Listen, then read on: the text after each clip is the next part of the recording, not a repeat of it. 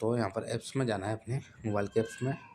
Apps में जाने के बाद में यहाँ पर ऐप्स मैनेजमेंट का या ऐप्स मेन्यू का ऑप्शन आएगा, उस पर क्लिक करना है। क्लिक करने के बाद दोस्तों मोबाइल में जितनी भी एप्लीकेशन यहाँ पर ओपन हो जाएगी। ओपन होने के बाद में दोस्तों यहाँ पर फ़ोन का ऑप्शन आ रहा होगा, अपने जो कॉल करते हैं अपन उस फ़ोन का ऑप्शन आ रहा होगा, यहाँ पर देख लेना है। एंड आपको नहीं मिलता है तो यहाँ पर सर्च बार में सर्च करना है अपन को फ़ोन,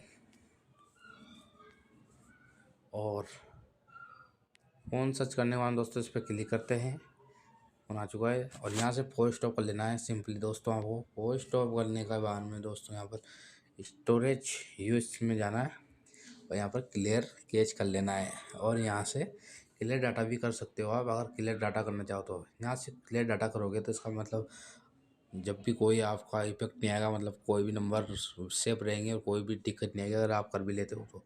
अगर करना चाहो तो कर सकते हो।